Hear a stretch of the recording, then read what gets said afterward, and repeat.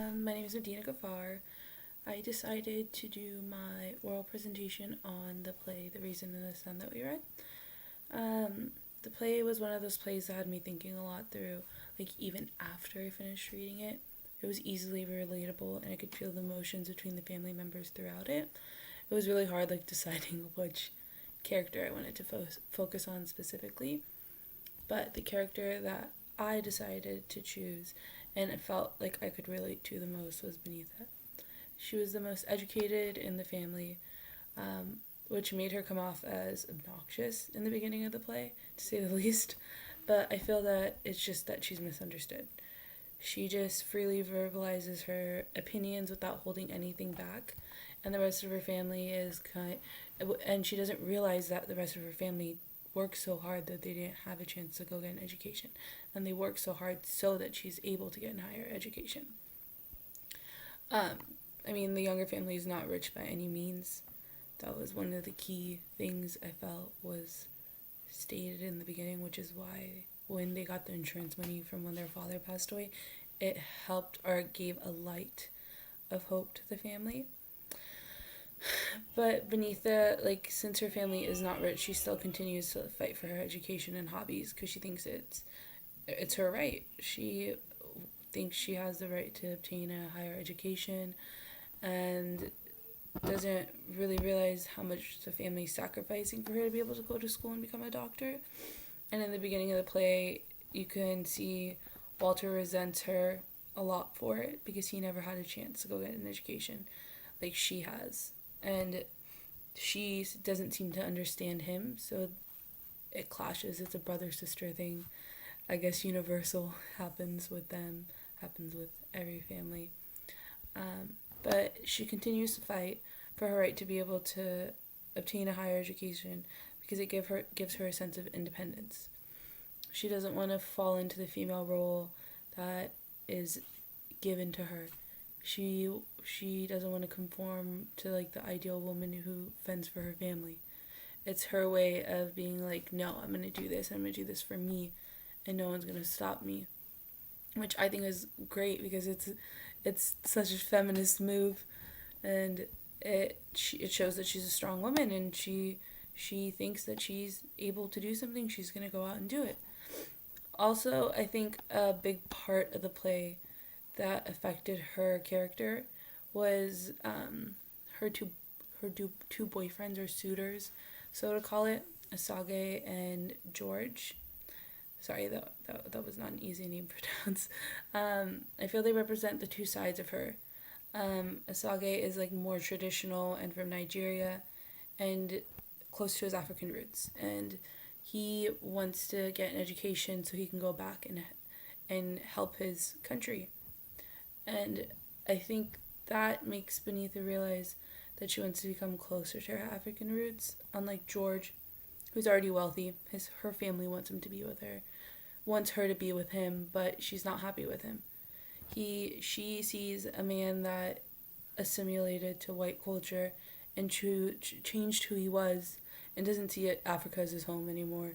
He thinks that this is his home and this is where he's gonna set down his roots, and he doesn't care if he has to forget who he was before. He doesn't care if he has to forget his culture, and chooses to ignore the fact that they lived in a racist world where everything was set up against them. Because the times that they lived in were different from the times that we live in now.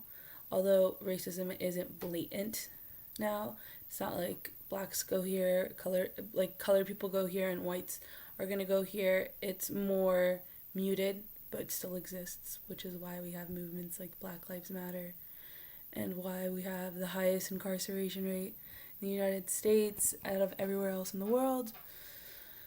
But I feel like George is a problem because he doesn't care. He's happy with where he is because he's wealthy, and that's all that matters to him. But Salge, on the other end, makes her happier because she wants to become closer to her African roots, and he is her source of education. For that, she can ask him questions, and he's the reason that she becomes a better person. He criticizes her, which she doesn't much very like. But he, by criticizing her, he makes her open her eyes and see that there's room for change for everyone, including herself. And I feel like one of the stronger things was when he pointed out that why does she straighten her hair to look like the white woman? Which I feel like at the time watching the play, a lot of African Americans could relate to because they're changing their hair to conform to this way of beauty. And that's what she didn't realize that she was doing that. So you see that she, like, later on in the scenes, she decides not to straighten her hair anymore and she just lets it be natural. And I feel like that had a stronger representation than noted. It was something that you had to look in towards. Also, he brings her back some traditional clothing from Nigeria, I believe, and she wears it and dances to African music. And I think that was really cool because it showed that she is going back to her roots, and it made her realize that maybe she wants to become a doctor so she can go back and help her country just how he wants to do. Also, I feel like her realization that she realizes that she is dependent, even though she wants to be so independent from her family. It makes her gain perspective for the goals that she wants to achieve, and she gets like this new energy out of it. She becomes even more determined, and it also brings her closer to her brother Walter, who she seemed to fight with the most, because before she used to look down upon him and couldn't like wrap her head around the fact that he made a mistake and lost almost half of the family's money on things. But it made her realize that he's very hardworking and he does love his family, and he does it because he loves them so much.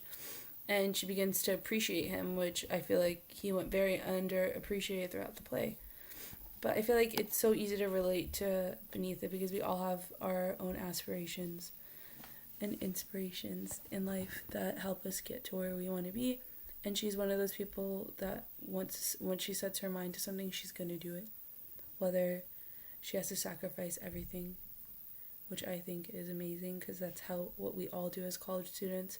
And as women, we fight for our rights, and that's how we live in a society where we are given more equal opportunities, which is very much needed, even though the pay inequality sucks right now.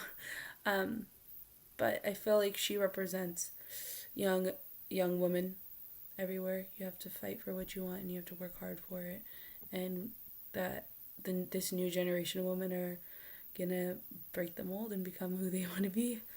But yeah, that's why I chose her. I felt like it was easy to relate to her, since she's a woman fighting for her right for a higher education. Yeah, thanks.